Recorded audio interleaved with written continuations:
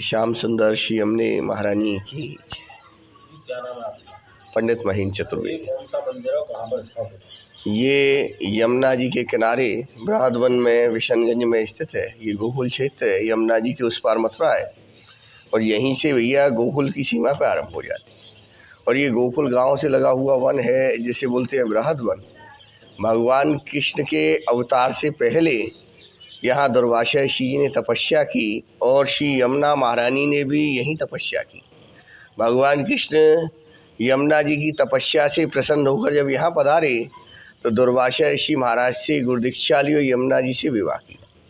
यमुना जी भगवान की चौथी पटरानी है, यम की और शनि की बहन है। तो विवाह में धर्मराज जी ने यहाँ आकर यमुना जी को चुन्नी उड़ाई, वस्त्र आभूषण भेंट किए, वरदान दिया कि जो यहाँ श्री यमुना जी कृष्ण भगवान आपकी सेवा करेगा अपने कष्ट पाप यमलोक से मुक्ति पाएगा। इसीलिए यमुना महारानी का चुन्नी मनोरथ किया जाता है। शनि महाराज आए, सभी लोग चिंतित हो गए तो यमुना महारानी ने प्रार्थना की कि भैया आपकी दृष्टि के प्रभाव से यहाँ सब लोग डर रहे। तो शनि भगवान बोले बहन आप चिंता मत कीजिए, जो यहाँ आ जाएगा उस पर मेरी कुदृष्टि का प्रभाव जीवन में कभी नहीं पड़ेगा, दशा से भी मुक्ति मिलेगी। जो यहाँ भगवान कृष्ण और यमुना जी आपकी सेवा करेगा तो यहाँ दर्शन से सारे कष्ट दूर होते हैं। कालिंदी नाम यमुना जी का है, इसीलिए इस मंदिर का नाम है कालिंदी कृष्ण मिलन मंदिर। तो इधर बराबर में भैया दुर्वासा ऋषि जी, यहीं उन्होंने 10,000 वर्ष तपस्या की। इधर यम महाराज, शनि महाराज, यमुना जी तीनों बहन भाई हैं। पूरे भारत में एकमात्र मंदिर यही ऐसा है जहाँ यम और शनि दोनों भाई साथ में, नहीं तो इनका एक साथ दर्शन आपको नहीं मिलेगा। महाप्रभु श्री वल्लभाचार्य जी की भजन स्थली है। महाप्रभु जी इस समय यहाँ पधारे, कोई नहीं था तो भगवान बाल रूप में आए, भोजन जल ग्रहण कराया और जब उन्होंने यहाँ भगवान का ध्यान किया तो यमुना जी भगवान कृष्ण ने जो युगल स्वरूप दर्शन दिया, जो श्रीनाथ जी महाप्रभु जी यमुना जी का मिलन हुआ, वो यमुना जी का पवित्र तट यही है। दुर्वासा ऋषि के मंदिर की बात करें तो एकमात्र मंदिर मल्लिकार का है और उसका एक मेला लगाया जाता है बसंत पंचमी को। आखिर बसंत पंचमी के दिन का मेला लगाया जाता है।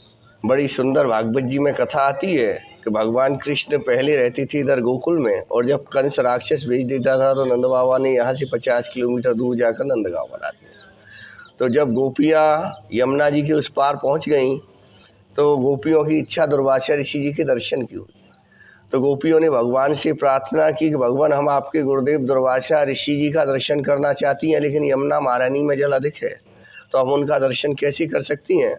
भगवान कृष्ण बोले गोपियों आप केवल इतनी प्रार्थना कर देना कि यदि दुर्वासा ऋषि महाराज दूरस का पान करने वाले उपवासी संत हों तो आप हमें मार्ग दे दीजिए। गोपियों को बड़ा आश्चर्य हुआ। 16,000 गोपियों ने 16,000 भोजन के थाल सजाए, यमुना महारानी के पास आ गई। यमुना जी से प्रार्थना की कि हे यमुने महारानी, यदि दुर्वासा ऋषि महाराज दूब रस का पान करने वाले उपवासी संत हों तो आप हमें मार्ग दे दीजिए। तो यमुना जी ने मार्ग दे दिया। यहाँ आकर गोपियों ने दुर्वासा ऋषि जी से प्रार्थना की है, भगवान हम बड़े भाव से प्रसाद बनाकर लाए हैं, आप इसे ग्रहण कीजिए। दुर्वासा ऋषि बोले गोपियों मैंने वर्षों से अन्न जल का त्यागन कर दिया है और इतने समय से एक ही स्थान पर बैठे रहने के कारण मेरी इंद्रियां शीतल हो गई हैं, तो इतनी शक्ति नहीं है कि हाथ उठाऊं और भोजन करूं। लेकिन यदि आप भाव से बनाकर लाई हैं तो मैं अपना मुंह खोले देता हूँ, आज जिसका भाव बने प्रसाद लगा सकता है।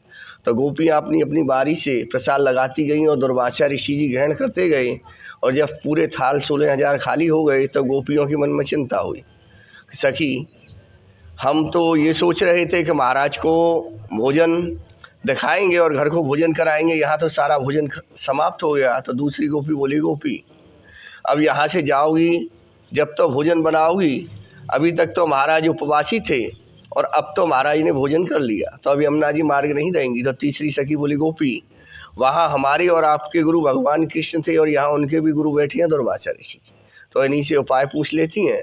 गोपियों ने दुर्वासा ऋषि महाराज से प्रार्थना की कि भगवान हम यहाँ तक आ तो गई लेकिन अपने घर वापस कैसे जाएं, यमुना जी में जल बहुत अधिक है। तो दुर्वासा ऋषि बोले गोपियों आप केवल यमुना महारानी से इतनी प्रार्थना कर देना कि यदि भगवान कृष्ण बाल ब्रह्मचारी योगेश्वर हों तो आप हमें मार्ग दे दीजिए। तो गोपियों ने यमुना जी से प्रार्थना की, यमुना जी ने मार्ग दे दिया। सामने भगवान बैठे थे। बोले गोपियों गुरुदेव का दर्शन हो गया। बोले महाराज देख लिया कि दो ठगों के बीच बैठी एक ठगनी और जैसे बैठे ठग वैसी बैठी ठगनी। बोले क्या कह रही हो गोपियों। बोले महाराज जैसी तो आपके गुरु दुर्वासा ऋषि जी हैं जो कि 16,000 थाल जमने के बाद उपवासी हैं, ऐसे ही ठग आप हैं कि 16,000 गोपियों के साथ रह रहे हैं और आप ब्रह्मचारी, और ऐसी ठगनी आपकी है यमुना महाराज। तो भगवान बोले गोपियों, मेरे गुरु ने तो केवल आपके भाव को ग्रहण किया है, क्योंकि संत तो जो लीला करते हैं वो हमेशा परोपकार के लिए करते हैं। उन्होंने विचार किया कि गोपियों ने इतने प्रयत्नों से भोजन बनाया, यहाँ तक आई, इसलिए उन्होंने मुंह खोल दिया, नहीं तो मेरे गुरुदेव को भोजन की आवश्यकता नहीं है, इसलिए मेरे गुरुदेव तो हमेशा उपवासी रहे।